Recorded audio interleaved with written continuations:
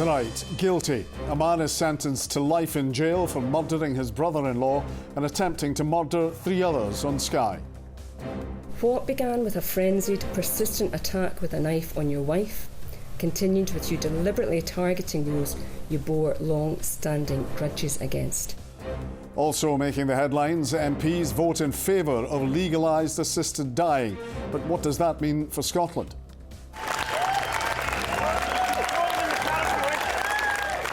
A final farewell for comedian Janie Godley in her much-loved festival city. And I'm at Easter Road as Scotland's women's side face Finland in the first leg of their Euro 2025 playoff.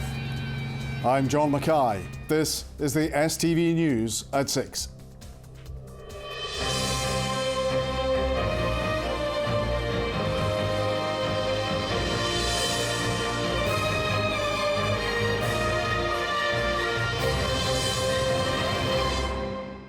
Good evening. A brutal and mindlessly violent attack. Today, a man from Skye was sentenced to life in prison after being found guilty of murdering his brother-in-law and attempting to murder his wife and 2 others. 41-year-old Finlay MacDonald stabbed his wife at least 9 times in August 2022 before going on a shooting spree. At the High Court in Edinburgh, Judge Lady Drummond said relatives of the victim, John McKinnon, felt they had lost the life and soul of their family. Nicola McCally was in court. Finlay MacDonald was today found guilty on all 4 charges: the murder of his brother-in-law, John McKinnon, and the attempted murders of his wife, Rowena MacDonald, and his osteopath, John Mackenzie, and his wife, Faye. Over 12 days, the High Court had heard how the morning of the 10th of August 2022 had turned into a spree of violence. In the morning, Finlay MacDonald had stabbed his wife Rowena 9 times. He then drove to his brother-in-law John McKinnon's house, where he shot him dead before continuing his journey to Dorney, where he shot his osteopath John Mackenzie and his wife Faye. Judge Lady Drummond said that reading the victim impact statements had been heartbreaking. She said the only reason his victims were alive was down to their actions and the actions of the emergency services after the attacks. She jailed Finlay MacDonald for a minimum of 28 years. What began with a frenzied, persistent attack with a knife on your wife continued with you deliberately targeting those you bore long-standing grudges against, shooting at them at close range within their own homes, where they had no opportunity to defend themselves or escape. Outside the High Court, Police Scotland paid tribute to the 2 police officers who eventually stopped MacDonald. They acted under instruction to follow his vehicle and then put themselves at extreme risk by pursuing him into a house while shots were being fired.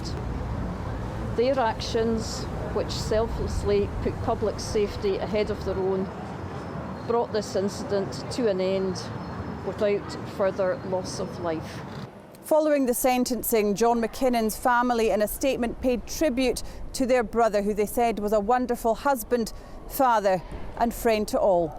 The loss of John is immeasurable.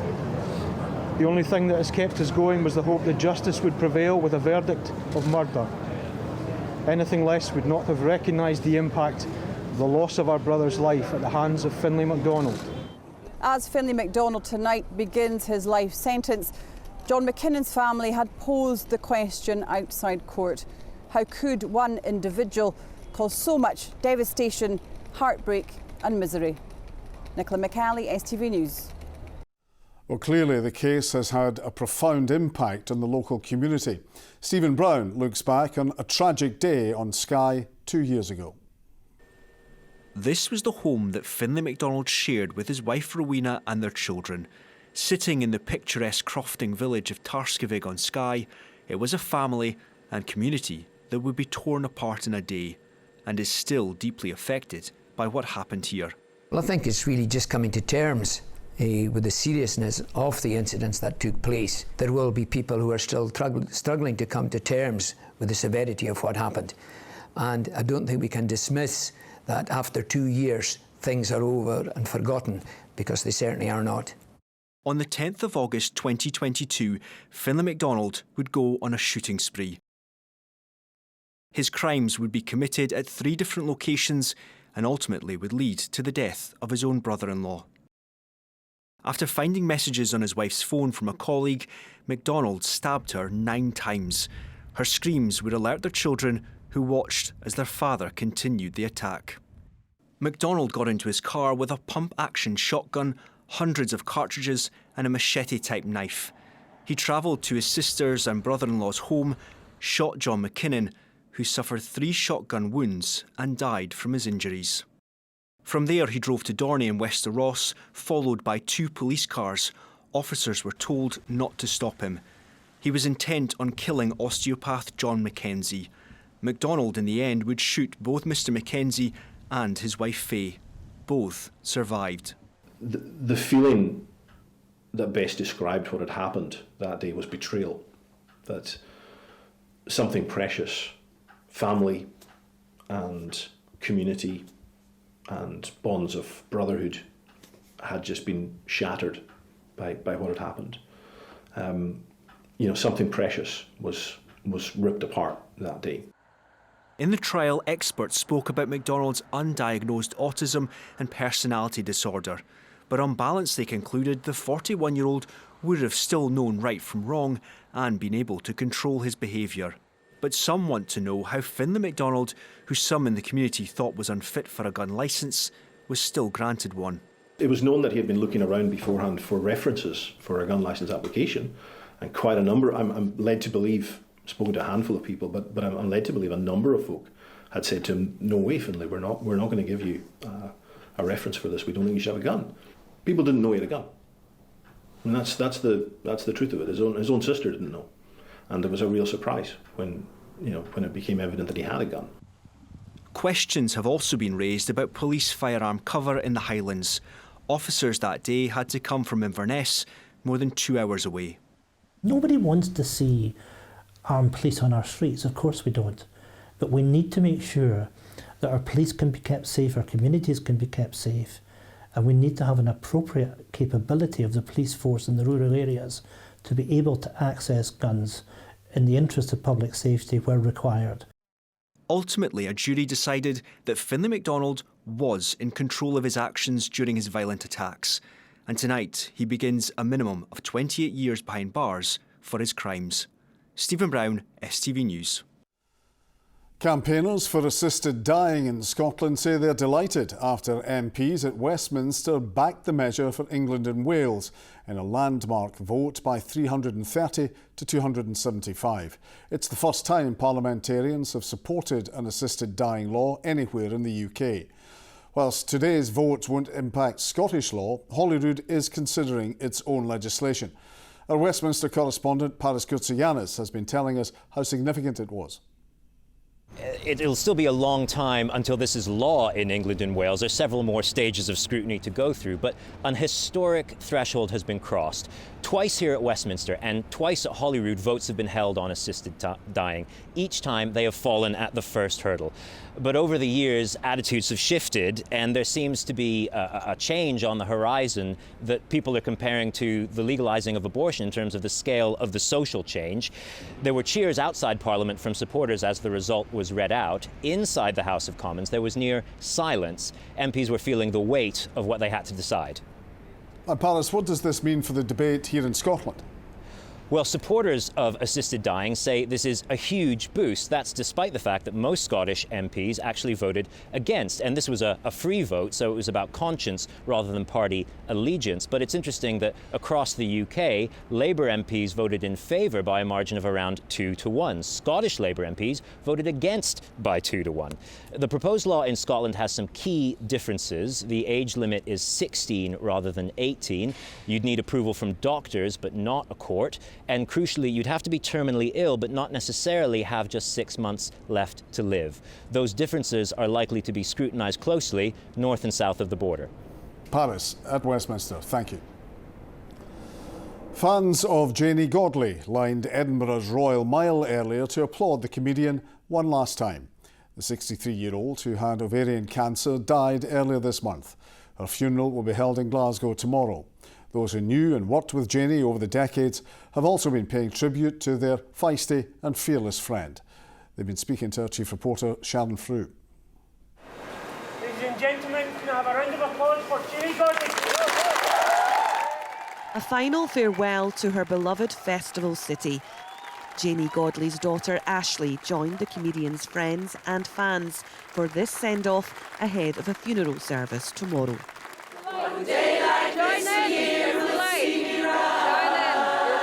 We came down from Aberdeen, especially this morning for this, purely because Janie kept us going through lockdown. That's how we first found her, and since then we've seen her in her shows. Well, this was a place she loved and we loved her. It was absolutely lovely, and there was lots of stuff, people saying out loud in the crowd, Frank, get the door. It's looking like a beautiful day. She has many, many fans in the choir. The biggest one right here. We were called Big Jeanette and the Sandras for today. We just wanted to come and pay tribute. Janie's routines were shaped by her home city of Glasgow. Last year she was honoured with an award named after her comedy hero. I used to always say that Janie got away with saying things on stage that I would love to have said. I used to say that to her.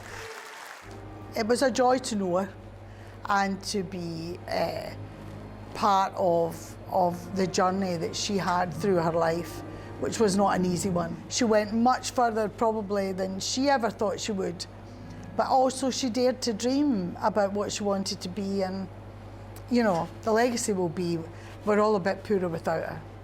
This photograph was taken on that award night. Over a 24-year friendship, Scott Agnew shared the stage many times with the woman he describes as his comedy mammy. I sort of picture in my head literally kicking a door down. Right, you're going to listen to, you know, the sharp elbows, sort of pushing folk out of the way. When you were on stage, she was really generous with her own laughter as well. If she found it funny, she would laugh and you would hear it above the whole audience, you know. There was this big honk if she found something really funny. On stage, Janie often reflected on the highs and lows of her life.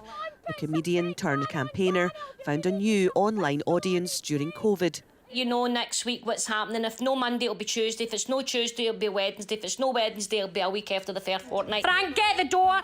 But controversy, cancellation and cancer followed. Janie returned to comedy and continued to tour until health complications forced her to stop. She was somebody who was fearless in making her views known. At times it took her into controversial waters and she made mistakes in the past that she, paid a heavy price for and, was very apologetic for. But overall, I think Janie was feisty, fearless, funny, and somebody I was really, really proud to call a friend. In true Janie style, she had the final word. Her famous catchphrase was displayed for her fans. Tomorrow, more are expected to pay their respects ahead of a private service in her home city of Glasgow. Sharon Frew, STV News. Remembering Janie Godley. An inquest has opened into the deaths of 4 people from Glasgow, including 2 children who died in a head-on crash on the M6 in Cumbria last month. Yaroslav Rosa, his 2 sons, Philip and Dominic, and his partner, Jade McEnroe, were killed when their car was hit head-on by one travelling the wrong way down the motorway. Kieran McFadgen reports. 6 weeks on from the crash that claimed a family's lives and left a child with serious injuries, an inquest was opened today at Cockermouth Coroner's Court to look into the circumstances that led to their deaths. On the 15th of October, 43-year-old Yaroslav Rosa was driving northbound here, near T-Bay. In the car with him were his 15 and 7-year-old sons, Philippe and Dominique, and his 33-year-old partner, Jade McEnroe. A Skoda being driven the wrong way down the M6 by a Richard John Woods collided with their car. The collision caused a vehicle fire and all of those mentioned were pronounced dead at the scene. Miss McEnroe's son, who was also in the car, was airlifted to Newcastle with serious injuries. Last month, tributes to the victims came in from those close to them. Philippe and Dominic's mother said the family was heartbroken at the passing of their beloved angels. And the CEO of the restaurant chain where Mr. Rossa worked described him as a cherished chef and friend. Jade McEnroe's parents said she was so loved and would be missed every day. Assistant Coroner Margaret Taylor said that a tentative date had been set for the full inquest on the 3rd of April next year, though this will be dependent on whether inquiries have been completed. A separate inquest into the death of Mr Woods was opened on the 31st of October and is scheduled to be completed in March. Kieran McFadgen, ITV News. Alex Salmon's niece says the family is still trying to process his sudden death in Macedonia last month. Christina Henry has been speaking ahead of a memorial service for the former First Minister in Edinburgh tomorrow. The Proclaimers and Dougie MacLean will perform at the ceremony in St Giles Cathedral, which will be live streamed for the public. I think we're doing what Uncle Alec would tell us to do and just keeping going. There's obviously been a lot going on, there's been a lot to plan. First of all, getting him home, and then the funeral, and then for the memorial. So I'm not sure there's really been time to fully process things and fully grieve. But as a family, we're sticking together, keeping close and keeping going. The Scottish Government is providing more than £13 million to help with staffing issues in doctors' surgeries. The Health Secretary announced the extra cash at the BMA's Scottish Local Medical Committee conference this morning. Doctors have welcomed the money but say it doesn't go far enough to restoring funding for GPs. Retailers are hoping for a bumper Christmas period after latest figures show November has been a dismal month. Black Friday sales have been running online for most of this month ahead of promotions in stores today. Well, our reporter Vanessa Taff is on Buchanan Street in Glasgow for us tonight. So, Vanessa, what's contributed to the downturn? Well, John, it's been the good old Scottish weather that's been a major contributing factor to the downturn in these figures. Now, it's been raining, kind of drizzling here tonight, and we can see shoppers are just rushing past, trying to keep their bags dry. Of course, the summer wasn't great either for barbecue sales and for the likes of garden furniture sales either. But retailers are hoping that the sales, which were kick-started today, will really help set the tone for the rest of the weeks and days coming up, as I've been finding out. The tills are rolling in this clothing shop. It's exchange your credit note and you've got till the 6th of January. Black Friday deals enticing customers through the doors, browsing for a bargain. We do a 20% off of everything for a week. We actually don't go into sale on Boxing Day because we just feel it's a wee bit more transparent for people. You know, I think it's kind of a wee bit more kind of building up trust that people can buy for the full week. Then when we come to Boxing Day, they're not getting gifts that then is 50% off. City centre bricks and mortar shops are facing different challenges compared to their out-of-town counterparts. Because it's free parking and it's a bit easier, we tend to find that they're a bit more busier than what the city centre is. Footfall in shops across Scotland fell by 6.8% this month. Shopping centres bore the brunt of the poor weather, down by 7.3%, while retail parks saw an almost 4% drop. Glasgow was hardest hit, with footfall down by nearly 10%. Customers seem a little spooked at the moment. We're not seeing a lot of spending, and whilst November tends to be more online trade, even there we're not seeing evidence customers are really coming out and shopping yet. That's quite concerning. For some of the bigger names on the high street, Black Friday is just another day. They tend to limit their promotions and do more sales throughout the year. But with footfall down and Christmas just around the corner, some retailers are hoping that today will get shoppers through the doors. Those who've come out for the day are keen to see what's in store. It's all makeup so far. We're going to get pyjamas and underwear and just the usual things for stocking fillers as well, yeah. And has Black Friday brought you out today? Yes, very much. So every year we come Black Friday. It's just nicer to see it in person. Yeah, it's a bit more experience, like going to the shops and something. Yeah, more of an atmosphere as well, isn't there? We are Christmas shopping. We're heading for the Christmas market later. And we are definitely looking for Christmas bargains. But many customers prefer shopping online instead of pounding the pavements. Online retail and mobile apps are really popular with Gen Z and millennials, where we see over 55% of Black Friday retail sales. With less than 4 weeks left until Christmas, retailers will be relying on a busy golden quarter to see them through the tougher times. Vanessa Taff, STV News in Glasgow City Centre. Now, Rahman has the sport, and it was all happening in Europe last night. Certainly was, John. Very good night for Rangers, not so for Hearts. That's where we start our sport tonight.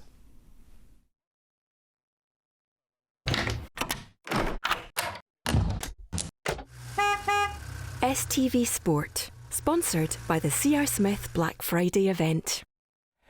Good evening. Philippe Clement has stressed the importance of building on Rangers' stunning win over Nice in the Europa League last night when they faced St Johnstone on Sunday. Hamza Igaman scored twice in the rout, which puts the Ibrox club on the brink of qualifying to the last 16. Off the pitch, Rangers have criticised what they say were heavy-handed tactics from the French police towards their supporters.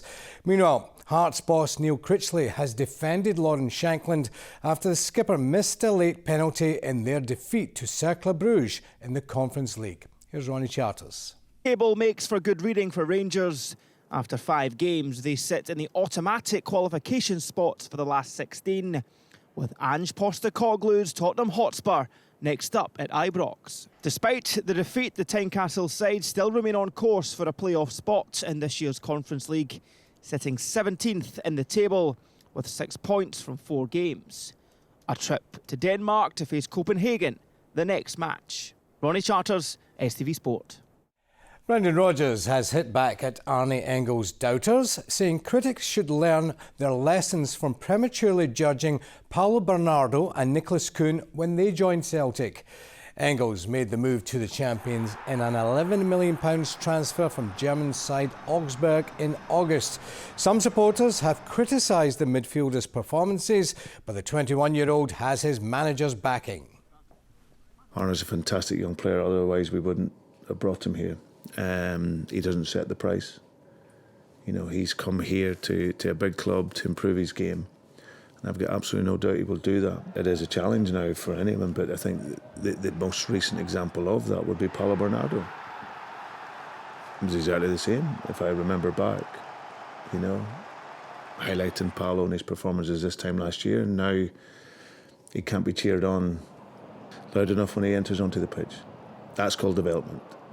I know it won't be the case, but I would hope that people will learn their lesson.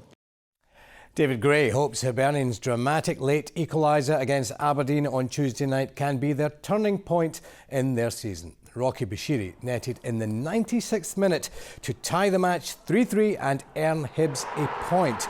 Gray hopes his players can take confidence into tomorrow's match against Motherwell as he looks to lift the club off the foot of the table.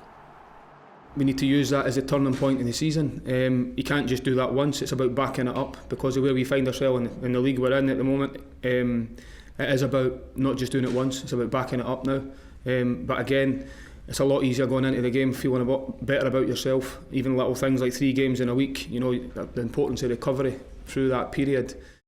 St Mirren captain Mark O'Hara says it was important the players didn't panic during the club's recent off-the-field issues, with the team now enjoying a good run of form.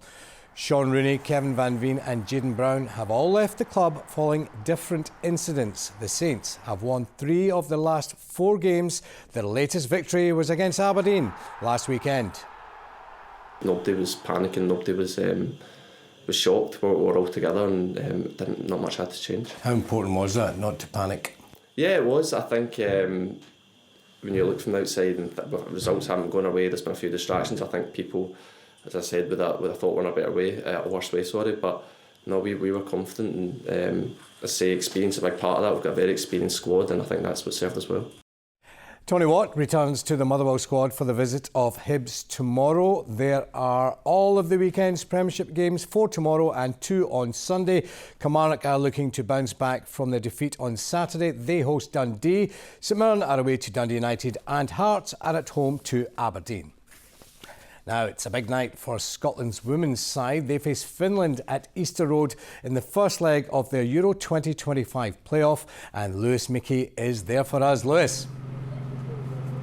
Thanks very much, Raman. Yes, this is a real chance for this side to make their first major tournament since the World Cup in 2019. And coming into a game of this magnitude, you want to be in good form. Well, Scotland are in fantastic form with 7 wins in a row. But the Finns actually beat Scotland twice during qualifying for Euro 2022, so revenge might be on some minds tonight. But Pedro Martinez Losa's side will just be hoping to take advantage of having the first leg at home. We know that we need to completely empty the tank, every single one of us, You know, whether you're playing 90, whether you're not playing at all, to do your role on the pitch and as a team, and that's what it's all about. So we need to make sure that everyone is given absolutely everything so we can get over the line. We had a really good home crowd last time when we played Hungary, so we're hoping to have that again and have that momentum, and the performance that we put in against Hungary at home versus the one we put in away. I think definitely the crowd and playing at home helped, so we're hoping for the same again. I feel comfortable because I really feel I have a great team, and that's give me the confidence that I know we are prepared in all the aspects, as well as I respect Finland, but I think we are in the best position that we could be to face these challenges. Well, there is a chance of some rain tonight. It is, of course, a bit chilly, but we're looking at seeing about 10,000 people in attendance here tonight. Kick-off is at 7:35 with the return leg in Helsinki on Tuesday. Lewis at Easter Road, thanks very much for that.